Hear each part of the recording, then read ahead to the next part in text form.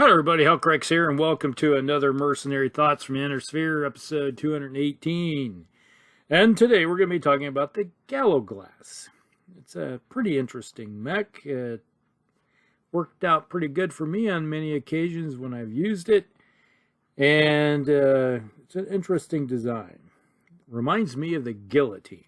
Now, it's 70 tons. It's a 4.63. It has Indo steel, and it carries around 18 double heat sinks, so it keeps itself pretty cool.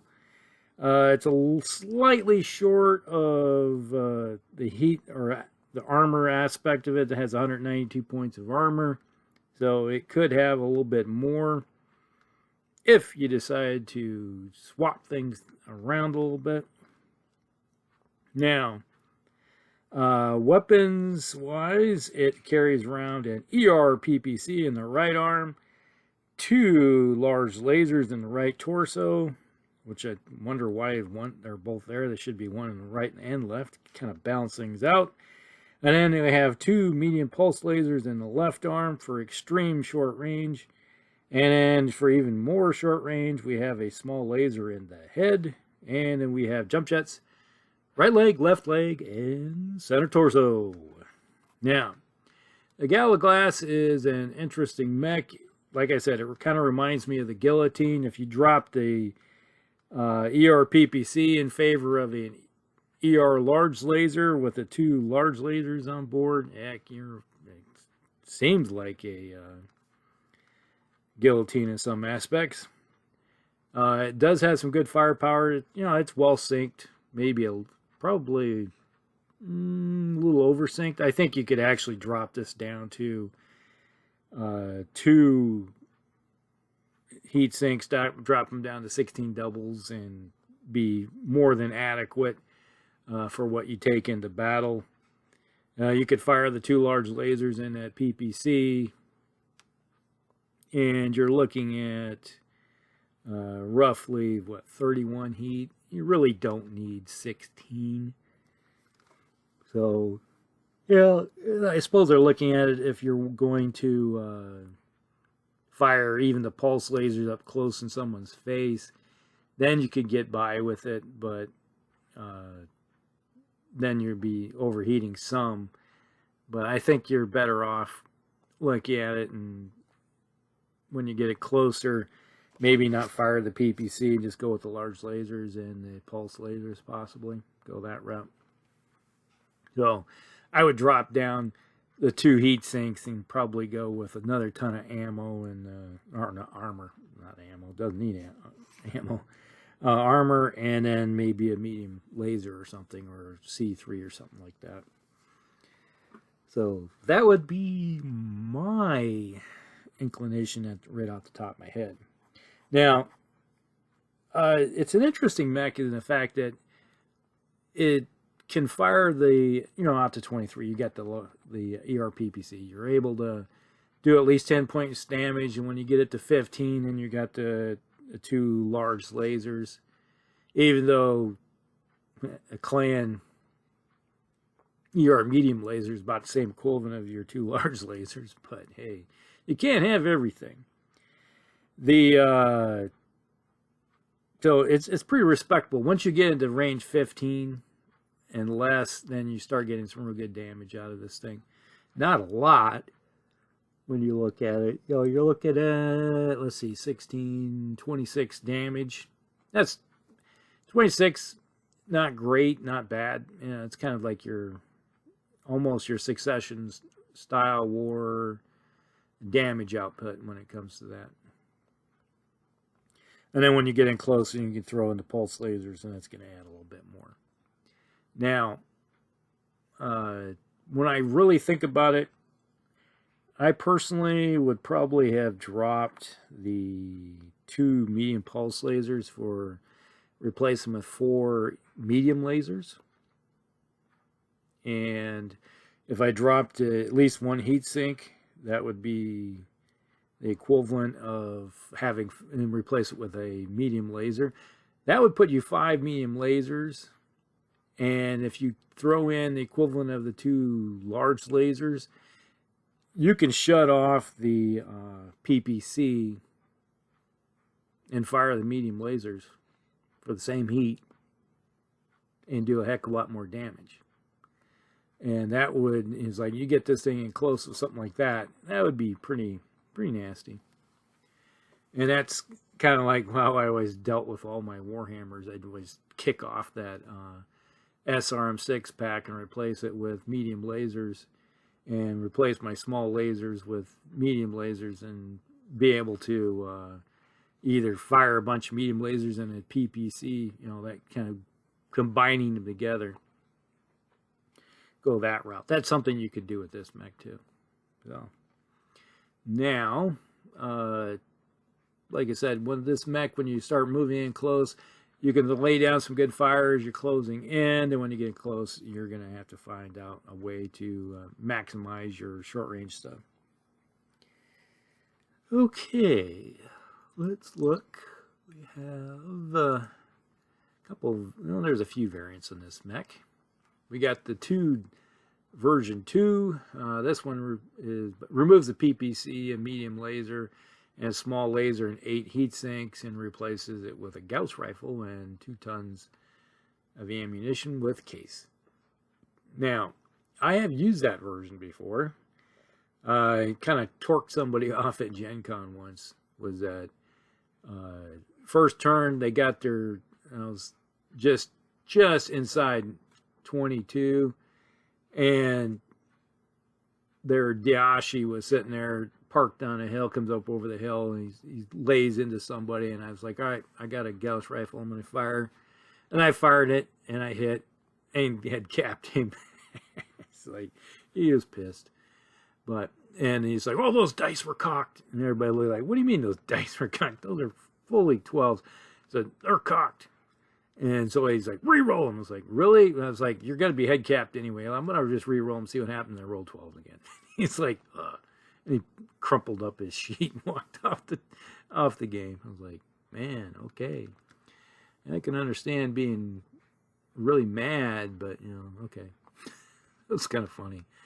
All right, then we got the version 2 SA. All right, this one has a heavy PPC, a light PPC, instead of the Gauss rifle. So you take everything, all the tonnage, and then they added more heat sinks back. So basically you're taking the first version 1, and replacing everything.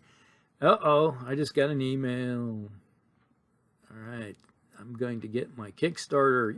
Yay! That just popped in. All right, I'm excited. I had to throw that in there. My Kickstarter email to show that it's being shipped. All right, so where was I? I was sidetracked with a Kickstarter.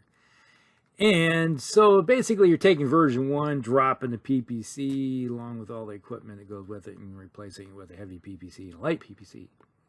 Okay. All right. That happens. Not that having a light and a heavy PPC is a big deal. It's, you know, they work, but I'm not really a big fan of the heavy PPC. But, you know, yeah, your mileage may vary. Then we got the version 3 GLS. This one has a light fusion engine. Okay, so you're saving some weight with a light fusion engine. And now you're going with a mech that doesn't have extra light engines, going with a light fusion engine. So you're able to put more stuff on. So it has a targeting computer. Okay. So the tonnage that you're saving with the light fusion engine gives you a targeting computer. All right. And then you have 2 ER large lasers, an ER medium laser, all right, with triple strength. So obviously you're going to heat this mech up a little bit more. And, well, geez, if you're going to heat this mech up, you might as well put triple strength on it. And, you know, what's not to love about triple strength? Because you can fire your way in, and then when you get in close, and you can turn around and just kick somebody in the leg. And kick a leg off. A 70-ton mech that's heated up is going to do a lot of damage. Let's just put it that way. That is a lot. Oh, that 28 or something like that? That's a heck of a hit. And if somebody has a bunch of damage on the leg, you may kick that thing completely off. So that's that version. That's the 3 GLS. Now we got the 4 GLS. This one is simply an upgrade of the 2 GLS. It has replaces both large lasers with 2 ER large lasers, and medium pulse laser with an ER medium laser, and adds a jump jet. So basically, you're going from a pulse laser to an ER medium laser. And since that's 1 ton you're not using, you might as well throw a jump jet on that. So now you're going to have 4 jump jets. At least that's logical to me. You know, that makes a lot of sense. I'm surprised they didn't put triple strength or something on it, but yeah, your mileage may vary. I like triple strength. Then we have the 4GLS-A. All right, this was the Word of Blake. Oh no, all hail Word of Blake. This one drops one of the ER large lasers, frees up tons for a Guardian ECM. It has an ER small laser, and it gives it 2 rear firing ER medium lasers and an extra double heatsink.